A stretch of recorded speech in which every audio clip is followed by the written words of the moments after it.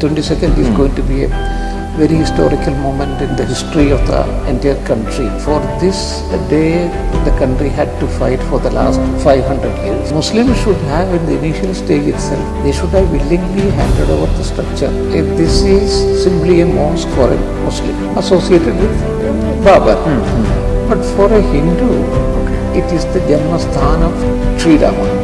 The two temples are under litigation now. Yeah, this one is Gyanvapi and the second is Mathura. So these three places should be given to the Hindu community, because I had been to all these places several times, and I know the right history of all things. With just 8 days left for the holy consecration ceremony in the Ram Janmabhoomi, we have with us former regional director of the Archaeological Survey of India, Professor KK Muhammed, whose evidences and findings later led to a Supreme Court verdict which clearly led to the construction of the Ram temple in Ayodhya. What was your first impression, sir, when you conducted the excavation along with Dr. B.B. Lal, and what actually did you witness out there? So because whenever we take up the excavation, we explore the area also. As part of that, we went inside the mosque also. And we saw that this masjid is standing on the temple pillars. And similar experience we had it in this near Qutub Minar. There is a mosque known as Quwwatul Islam Masjid, which was also on demolished temples. So, because if it is this one 12th century temple, and especially the pillars of that period, that would be having Purna Kalasha. That is a symbol of prosperity in Hinduism. It is known as one of the Ashtamangala Chinnas, 8 auspicious symbols in Hinduism. So that was seen first. And then there were certain sculptures of Hindu gods and goddesses, which of course was defaced. But still it was possible to discern it. And then when he excavated the southern side and the western side, the brick bases on which the rest of the temple pillars would be standing, that was exposed. And then, of course, certain terracotta sculptures of gods and goddesses, which of course cannot be seen in a mosque area. It is exclusively for the temple. So associated with the temple, that was also excavated. So it was on the basis of that he came to the conclusion that there was a temple below the mosque. Sir, years have passed after the excavation. We saw, the Rath Yatra, and then we had the Supreme Court verdict order on this issue. Now that we're just 8 days left for the consecration ceremony of the Sri Ram Janmabhoomi. So what is your first thoughts now? Now you being, being a part of it, especially that evidence which you gave, which actually led to the order. How do you look at it now? Because that was a historical, 22nd is going to be a very historical moment in the history of the entire country. Because, for this day, the country had to fight for the last 500 years.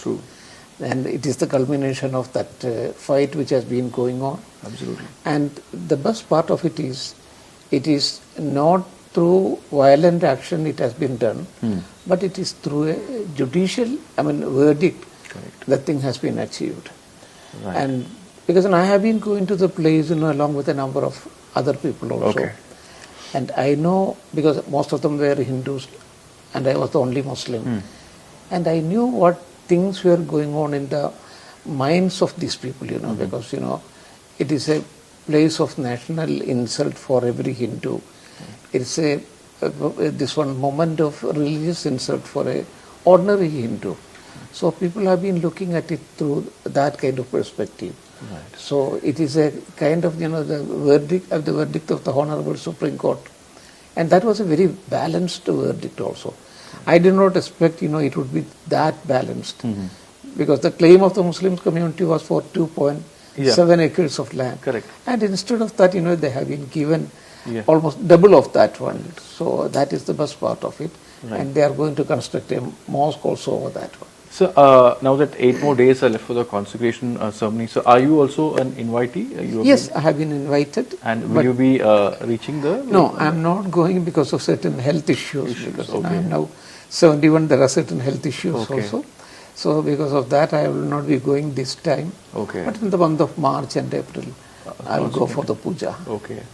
Sir, you also know, now because of this consecration ceremony, there are a lot of people who are saying that one should not go there because the construction of the temple is not over. There are a lot of politics. Some people are not willing to go; they're boycotting it, and some say that everyone should go because cutting across religion, caste, creed, or whatever, should go there and be a part of it. Yeah. How do you look at these kind of statements? See, the first part of your question is a political question. True. Yeah. I have no opinion on that one because, I am free from that kind of political, this one. And the second part is, because, it should be done at the earliest. That is what I feel. Okay. It should not go on prolonging. So it should be done at the earliest. And the rest of the other issues, whether these people are participating, that people are participating. What I feel is that a section of the Muslim community also should have joined that one, because that would have given a very good message. True. But unfortunately, that is not happening. Right. And Muslims should have, in the initial stage itself, they should have willingly handed over the structure, because this is simply a mosque for a Muslim, simply a mosque associated with Babar. But for a Hindu, it is the Janmasthan of Lord Sri Rama. So, had it been associated with the Prophet Muhammad, then Muslims would have had a claim over that one. If it was with this one associated with some other divinity of them, some other divine persons, like some this one, the great Sheikh of Ajmer Sharif, or Nizamuddin Awliya, or some other holy persons of Islam, then Muslims would have had a claim over that one. But it is nothing of that kind. It was simply a king, and they could shift it to any other place, because you can transplant this mosque also to some other place. But the Hindu community cannot transfer or shift this place from here to another place. So this feeling of the Hindu community, that Muslims should have appreciated, and if they had made some kind of compromise, that would have been a turning point in the history of the relation between Muslims and Hindus. True. So there are two temples. One is the Gyanvapi and the other is the Mathura temple. The two temples are under litigation now. It's the court is yet to take a decision on that, and there has been voices from the Hindu community saying that a temple should be built because there are clear evidences to suggest that there was a temple outside. What is your opinion on that? No, these are, I have always been telling that these three places, that is, one is Gyanvapi, and the second is Mathura also. These three places should be given to the Hindu community, because I had been to all these places several times, not 10, 15, several times, and I know the right history of the whole thing. And it should be given, because Muslims are not going to lose anything. But there, what should be done by Hindu communities, they should make a full stop there. Only, only these three things should be taken up, and we should not make a further claim for number of 2,000, 3,000, whatever it is. For that, they should not go, and they should stop their own core religions also from making any kind of claim for that one. And I'm sure the Hindu community, because it is a very tolerant community, in Hinduism you have a lot of freedom. Whether you believe in God or don't believe in God, you believe in Shiva or Vishnu, whatever it is, go to temple, don't go to the temple. So even then you have a place in Hinduism. It is so accommodative.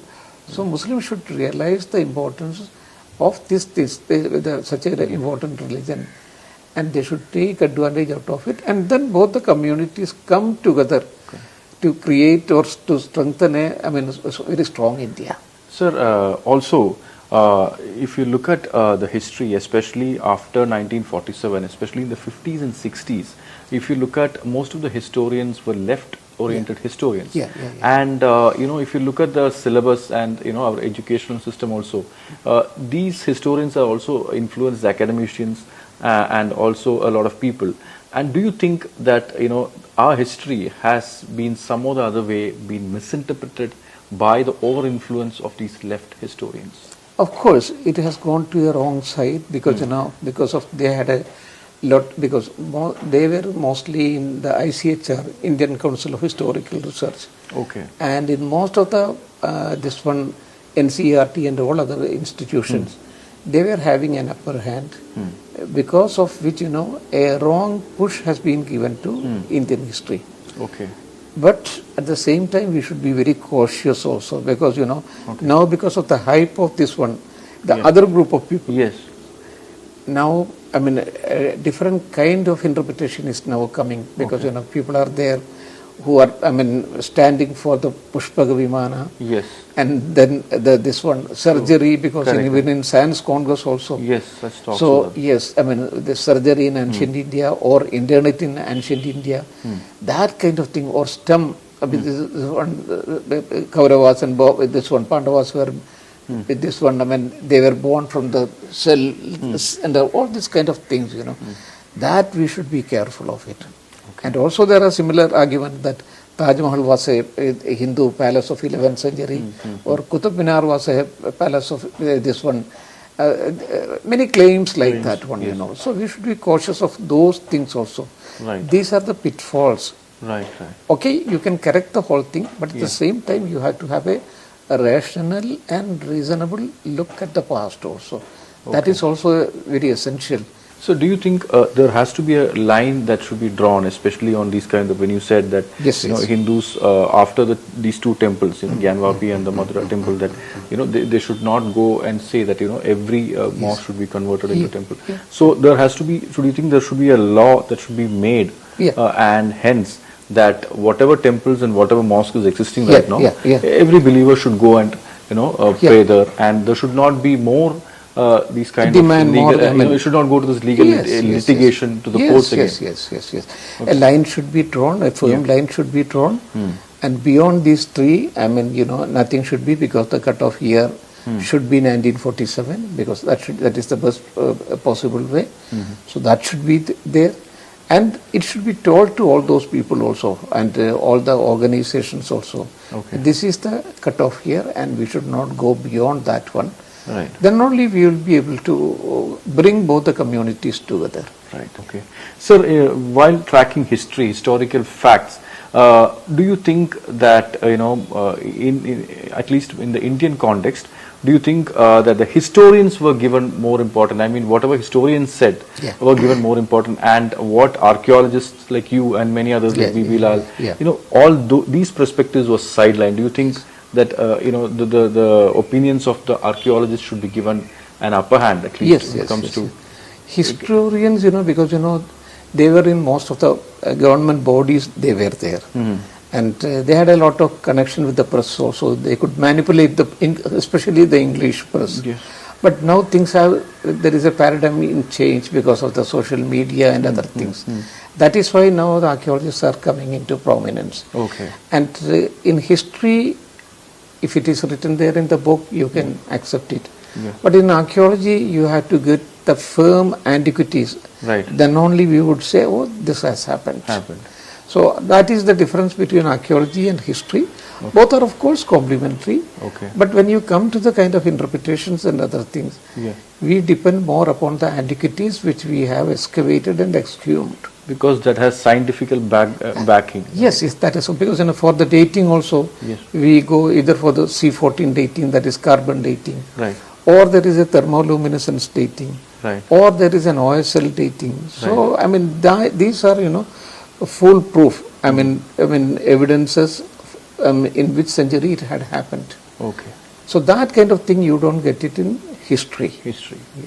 Thank you, sir. Thank you very much for sharing your views with us. Thank you. Most welcome. So that was Professor KK Muhammed, who clearly said that irrespective of political ideologies and other difference of opinions, that every people from every community, religion and sex should go and attend the consecration ceremony on the 22nd of January. He also said that yes, a part of our history that was taught was also being misinterpreted by certain left historians, and it's the time right now to correct all these things and formulate a way in which every religion and every sections can coexist in this country.